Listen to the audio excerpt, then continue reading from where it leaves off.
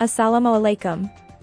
Pakistan default fears spike on report of UN debt suspension advice.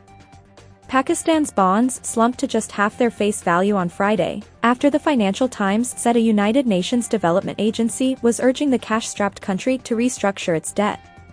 Devastating floods engulfed large swathes of the country this month, affecting 33 million people, causing damage estimated at $30 billion, and killing more than 1,500, fanning fears that the country will not meet its debts.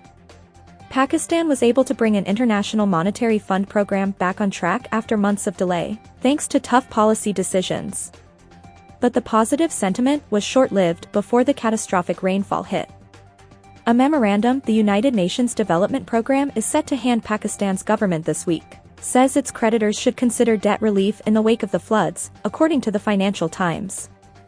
The memorandum further proposed debt restructuring or swaps, in which creditors would let go of repayments in exchange for the country's agreement to invest in climate change-resilient infrastructure, the paper said. The Foreign Office in Islamabad did not immediately respond to a Reuters request for comment on the memorandum. Prime Minister Shehbaz Sharif appealed to the world and rich nations for immediate debt relief, saying what had been done was commendable, but adding, "It's far from meeting our needs."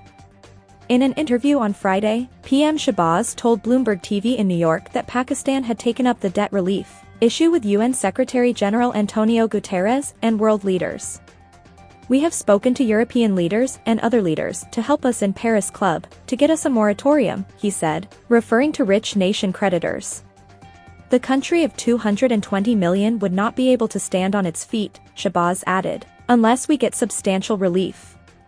He said Pakistan would also seek relief from longtime ally China, to which it owes about 30% of its external debt. Both the government and Guterres have blamed the flooding on climate change. Meanwhile, the finance minister said the government was not seeking any relief from commercial banks or Eurobond creditors. "Given the climate-induced disaster in Pakistan, we are seeking debt relief from bilateral Paris Club creditors," Ismail said in a tweet. "We are neither seeking, nor do we need, any relief from commercial banks or Eurobond creditors." He highlighted that the country had $1 billion bond due in December which it would pay on time and in full. "We have been servicing all our commercial debt and will continue to do so."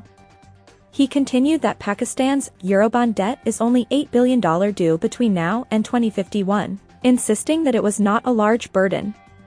"A significant portion of our debt is from friendly countries who have said they will re-roll their deposits," the minister added.